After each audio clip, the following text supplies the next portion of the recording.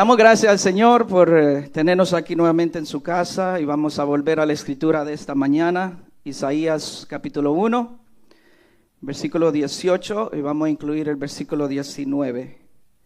Cuando lo encuentre puede decir amén. Leemos la palabra del Señor en el nombre del Padre, Hijo y Espíritu Santo. Venid luego, dice ¿quién? Y estemos a cuenta. Si vuestros pecados fueren como la grana, como la nieve serán emblanquecidos. Si fueren rojos como el carmesí, vendrán a ser como blanca lana.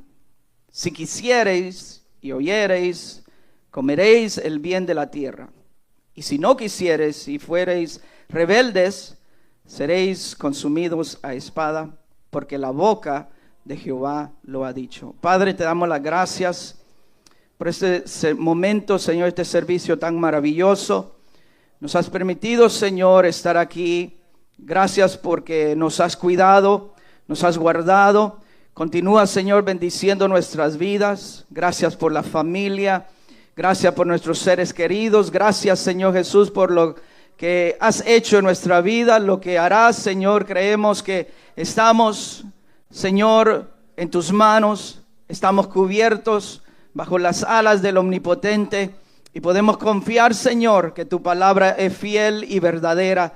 Gracias por este tiempo, Señor, que nos permites. Señor, aunque sea corto, pero queremos, Padre, que toques nuestro corazón. Señor, transformes nuestra mente, quites, Señor, una perspectiva negativa a una, Señor, positiva. Señor, transforma, Señor, lo que está muerto. Revívelo, Padre amado. Danos, Señor, gozo, danos paz, danos alegría. Señor, que esta mañana tu palabra pueda, Señor, nacer en nuestros corazones y producir frutos, Señor, para que seamos la iglesia la cual tú vienes a buscar, Señor. Te damos la gloria y la honra por todo, en el nombre de Jesús. Amén y amén. Gloria al Señor. Pueden sentarse. Venid luego, dice el Señor, y estemos a cuenta. Este es un testimonio mayor que la razón, porque el llamado al cual el llamado que está haciendo Dios aquí al hombre es a razonar, es a conversar, es a hablar. Muchas veces el hombre se inclina más hacia la razón y pone a un lado la fe en Dios. Entonces hay un hombre fue conocido, un científico llamado Blaise Pascal, y Dios nos ha dado a cada uno de nosotros suficiente razón, la habilidad para razonar, para pensar. Nos ha dado la suficiente razón para que la fe sea algo sumamente razonable. Pero también Dios ha omitido la suficiente razón para que sea imposible que usted y yo vivamos únicamente por o a través de el razonamiento.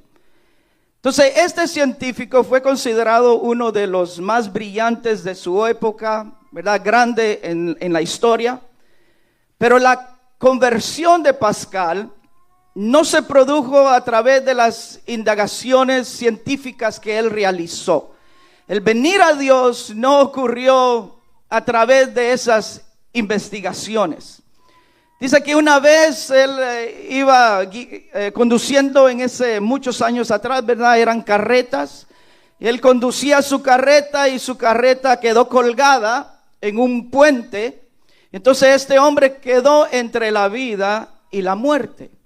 Y en ese momento lo único que Pascal podía pensar: ¿qué sucederá de mí? ¿Qué va a ocurrir en este momento? He llegado quizás al final de mi vida.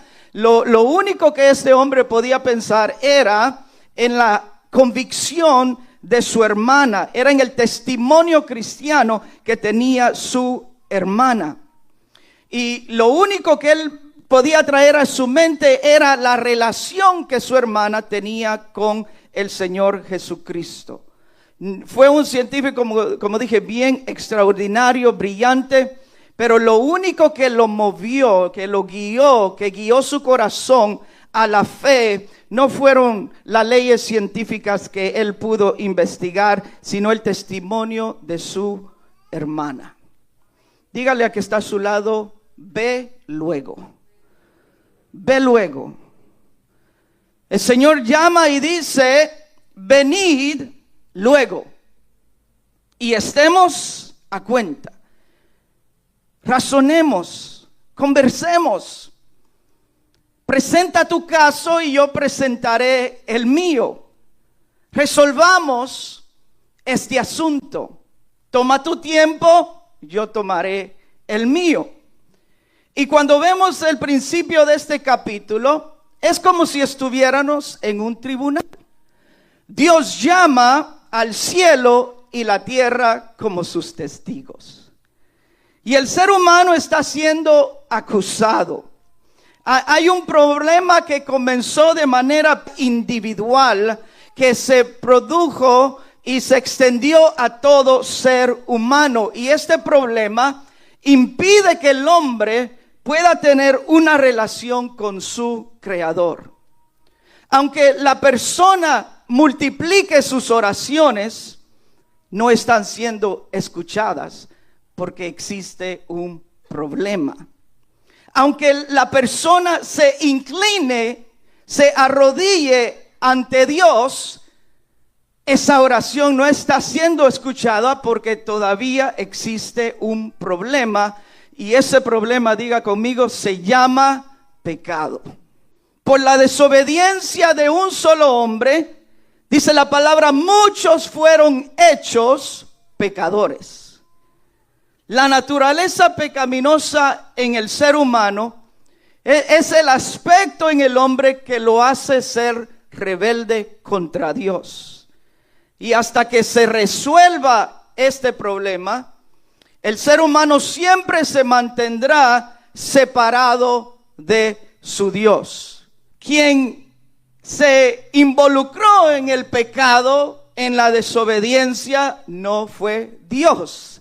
Dios no hizo nada para que esa relación se rompiera. Entonces Dios no tiene la culpa de que algunos todavía están en esa relación rota, en conflicto.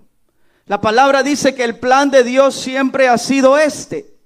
Yo sé los planes que tengo para ustedes, declara el Señor. Planes de bienestar y no de calamidad, para darles un futuro y una esperanza. El ser humano causó que esta relación se rompiera. Fue el ser humano la causa, ¿verdad?, que causó que esta relación se separara. Al pecar, al desobedecer, a no escuchar la voz de Dios, al querer hacer lo que él y ella querían, entonces el hombre creó una brecha entre él y Dios. Aunque el hombre tiene la culpa, aunque el hombre causó esta separación, vemos que el hombre no hizo nada para resolverla. El hombre no hizo nada para nuevamente tener una relación con su Creador. No es el hombre que hace una propuesta para resolver el asunto en cuestión. No es el hombre que comienza a pensar, Dios, vamos a hablar, vamos a dialogar, vamos a conversar, porque existe un problema y yo quiero resolverlo. Quien decide tomar ese paso fue Dios mismo en decir, hombre, vamos a hablar. Hombre, vamos a conversar. Hombre, vamos a dialogar, porque este problema necesita una solución. No es el ser humano quien inicia ese diálogo. No es el ser humano que desea pagar la cuenta. No es el ser humano que quiere asumir responsabilidad. Dice, por la desobediencia de un solo hombre, muchos fueron hechos pecadores. Pero, de la misma manera, por la obediencia de un solo hombre, muchos serán hechos justos. Un solo hombre causó la rotura en la relación. Un solo hombre causó que esa relación se separara.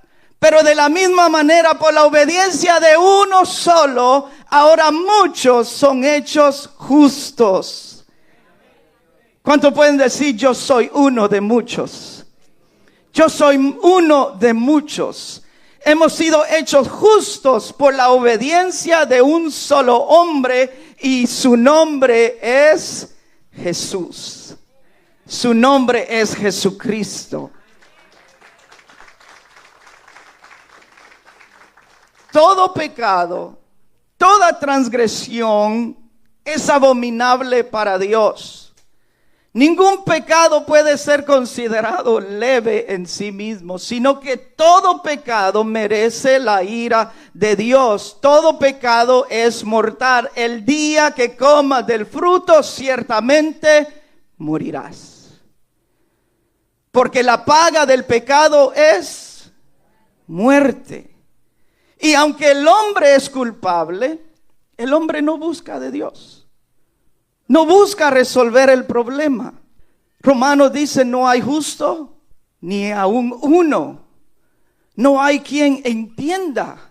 No hay quien busque a Dios. No hay temor de Dios delante de sus ojos. Pero la propuesta para resolver el problema viene de Dios. Él dice, venid luego. La palabra hebrea para venir es halak. Significa ir. Venir, caminar. Y aquí en Isaías está diciendo, ven. Es una llamada al receptor, a nosotros, a recibir el mensaje que Dios nos está dando. Dios no obliga al pueblo de Judá, a Jerusalén, a acudir a Él. Dios nos está obligando al ser humano a ir a Él. Dios lo insta firmemente a hacerlo para que puedan recibir perdón. Le está instando, le está motivando, lo está llamando, le está diciendo, ven luego, camina luego, ven para acá, vamos a hablar, vamos a dialogar. Y de igual manera, oye, sigue instando Dios al mundo, al pecador, a decirle, acudan a mí. Estás enfermo, acude a mí. Tienes problemas que no tienen solución, acude a mí. Tienes dificultad en matrimonio, acude a mí. Hay problemas con tus hijos, acude a mí. Si hay cualquier problema, el del trabajo, acude a mí. Porque cuando yo soy el centro de tu vida, hay solución. Hay solución. Pero el hombre no quiere venir a Dios. Pero él sigue insistiendo, venid luego. Porque el deseo de Dios es que todos lleguemos al arrepentimiento. Que ninguno perezca, sino que todos vengamos a los pies del Maestro. Qué maravilloso es cuando vemos la palabra del Señor, vemos la acción del Señor, que la gracia y la misericordia vienen únicamente de Él. La salvación viene directamente de Dios. La única manera para resolver este conflicto, este problema del pecado, viene de Dios. No estaba en nosotros, ni está en nuestras capacidades, no está en nuestro intelecto el poder resolver este asunto por nuestra propia cuenta. Fuimos culpables. Dios llama al cielo y la tierra como testigos y nosotros fuimos hechos culpables. Dice la palabra, todos nos descarriamos como ovejas. Cada cual se apartó por su propio camino. Todos pecamos y estábamos destituidos de la gloria de Dios. No había justo en la tierra, ni siquiera uno. Estábamos muertos en nuestros delitos y pecados. No estaba en nosotros el querer resolver este problema. No estaba en nosotros la manera para pagar la deuda. Y no fue de ninguna manera algo de nuestra concepción, algo que nosotros pensamos, ni estaba en nuestro hacer. Pero la palabra dice, fuimos salvos por gracia. Somos salvos por la fe en Cristo Jesús. La gloria sea siempre para Dios.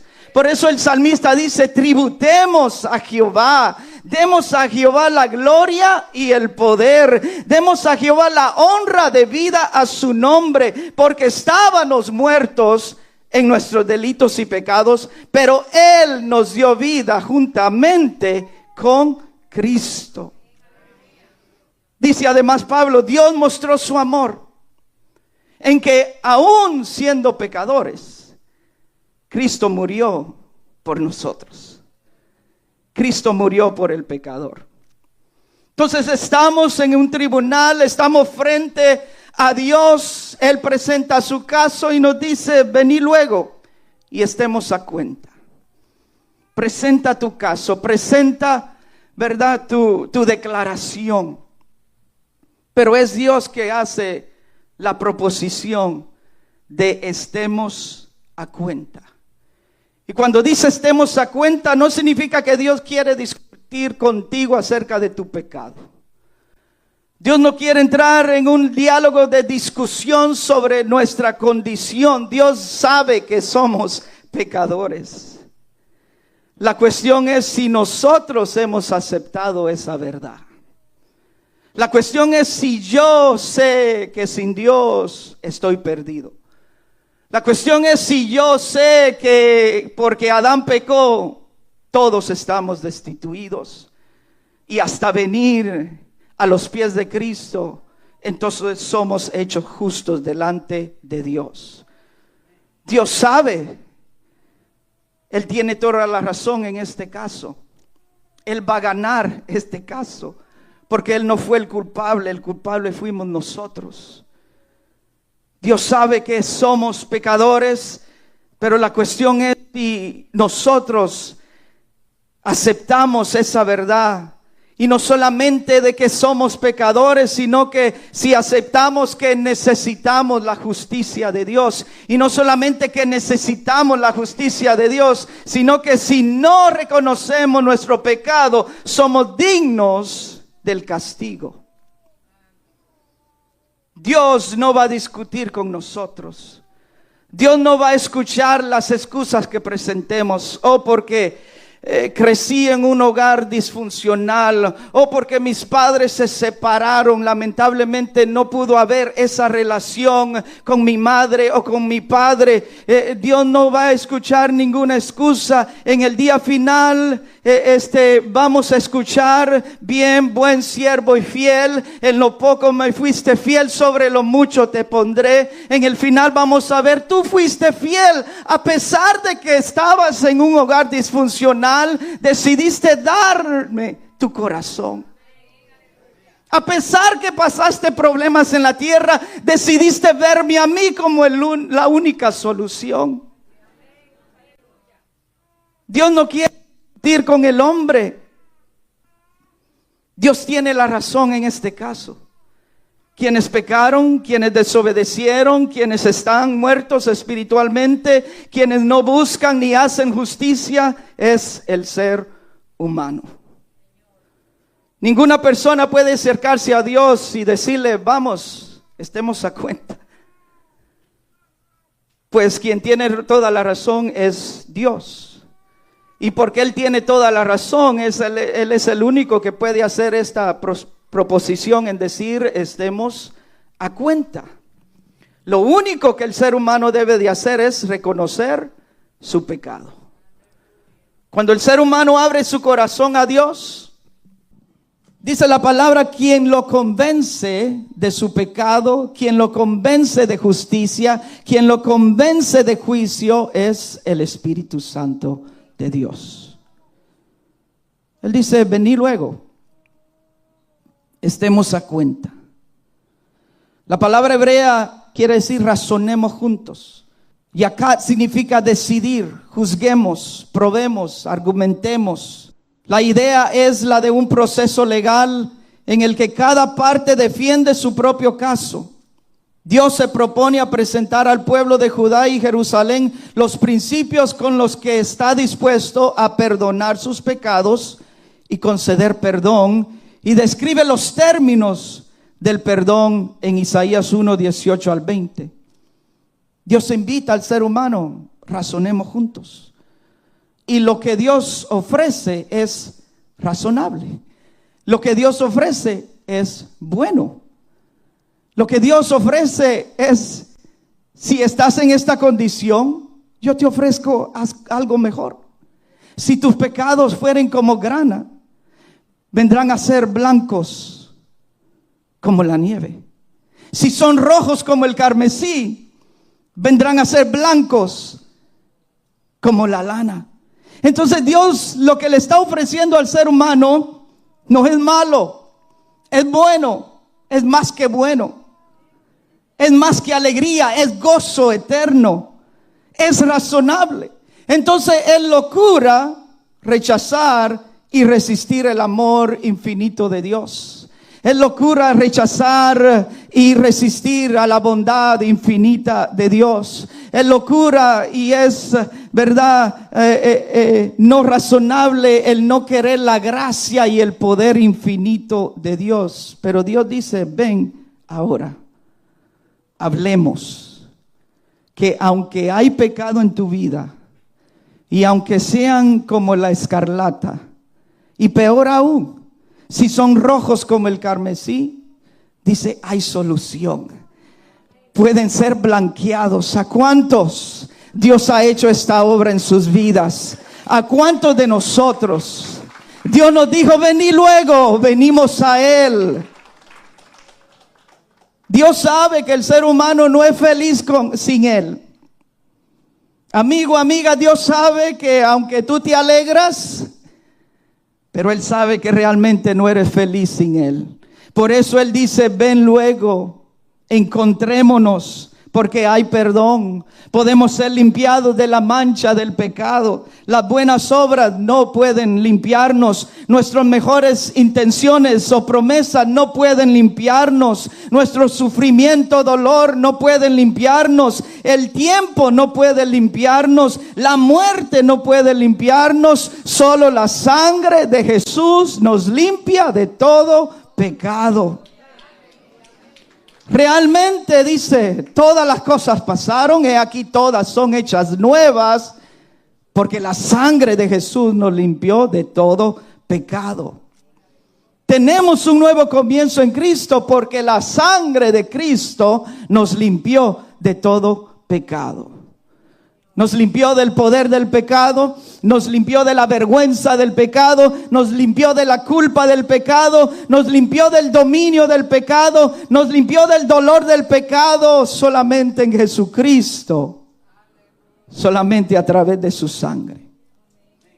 Entonces es locura seguir hacia un camino de condenación eterna cuando Dios dice, vení luego. Cuando Dios ofrece un camino mejor, yo soy el camino. Es locura rechazar a Dios cuando Él dice, yo soy la verdad. Si estamos viviendo una mentira, Dios dice, yo soy la verdad. Jesús dice, yo soy la vida. Yo soy el camino. Él es todo y seguirá siendo el todo para nosotros. Pero es a través de su sangre que nosotros podemos ser limpios. Dios no quiere ver al hombre en la misma condición. Dios no desea ver al hombre año tras año en la misma situación de siempre. Abraham Maslow escribió en 1966, es tentador, si la única herramienta que tienes es un martillo, tratar todo problema como si fuera un clavo. Cuando él dijo esto, hablaba de que el hombre puede depender en una sola herramienta porque esa herramienta es la más familiar. Y cuando tiene una herramienta que la usa y la usa continuamente, pues entonces va a tratar todo problema como si fuera un clavo. El ser humano sigue dependiendo cada vez más en el pecado. El pecado me puede dar la felicidad. El pecado me puede dar alegría. El pecado me puede dar más prosperidad. El pecado me puede dar más gozo, cuando en realidad nos conduce más al caos y a la condenación. El ser humano depende de la religión diciendo esto me va a acercar más a un ser más grande que yo. El ser humano sigue dependiendo en el espiritualismo, creyendo que viéndose interiormente va a tener paz y alegría y limpiar su conciencia, pero no hay agua que nos pueda limpiar, no hay espiritualidad que nos pueda acercar a Dios, no hay religión que nos pueda hacer libre, solamente la sangre de nuestro Señor Jesucristo. Gracias al Cordero. Gracias al Cordero por derramar su sangre. Gracias al Cordero por ofrecerse como sacrificio. Y fue un sacrificio sin mancha, un sacrificio perfecto. En Él tenemos, dice la palabra, redención por su sangre. El perdón de pecados según las riquezas de su gracia. Pedro dice, fuimos rescatados de vuestra vana manera de vivir, la cual recibimos de nuestros padres. Y fuimos rescatados de esa vana manera de vivir, no con cosas corruptibles como oro o plata, sino con la sangre preciosa de Cristo, como de un cordero sin mancha y sin contaminación. Dios desea, amigo, hermanos, que esa separación que hay entre Dios y el hombre desaparezca. Dios dice, venid ahora, venid luego. Dios no quiere ver al ser humano en el mismo camino destructivo. Él no lo quiere ver ni un segundo más. Él le dice, venid luego, venid ahora. Él quiere lo mejor para nosotros ahora. Diga conmigo, ahora. Muchas veces cantamos ese coro, ¿verdad? Bendíceme, bendíceme ahora, y lo queremos nosotros ahora. Pero ¿qué tal cuando Dios dice, venid luego a mí? Venid ahora. En oración, en ayuno, en sacrificio, en misericordia, en bondad. Esa parte era para los amigos. Ahora vamos con la iglesia. Cuando vemos los versículos 11 al 15.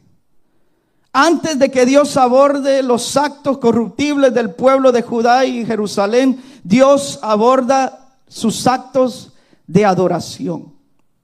Porque en medio de su rebelión, en medio de su desobediencia, Judá continuó ofreciendo sacrificio a Dios. Y se mencionan varias características de la adoración de Israel.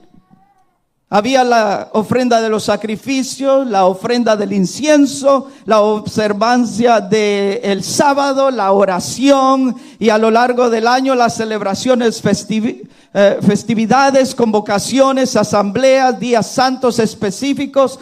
Todas esas cosas Dios las ordenó que el pueblo las hiciese, pero el pueblo fue llamado por Dios a adorarlo precisamente de esas cosas. Pero en esta escritura Dios describe su reacción a lo que el pueblo está haciendo y le dice al pueblo, pueblo, eres rebelde, pueblo, has desobedecido. Y Dios lo ve todavía en sus ceremonias, ofreciendo sacrificio, yendo al templo y adorando. Y entonces Dios se pregunta y dice, ¿para qué me sirve todo eso? ¿Para qué me sirve la multitud de vuestros sacrificios? Y escuche bien lo que él dice, hastiado estoy de holocaustos, de carneros y de cebo, de animales gordos. No quiero sangre de bueyes, ni ovejas, ni de machos cabríos. Lo que él quiere es sinceridad. Lo que él quiere es un corazón limpio. Lo que él está pidiendo al pueblo es un corazón sano, una mente sana, una relación buena con su Dios, que fuese obediente al mandamiento de Jehová. Pero ellos hicieron lo contrario, desobedecieron y creyeron que siguiendo con sus rituales iban a continuar con una relación buena delante de Dios. Pero Dios dice, estoy hastiado de todo eso. Dios mandó a que hicieran todo eso, pero con un corazón sincero, con un corazón sano.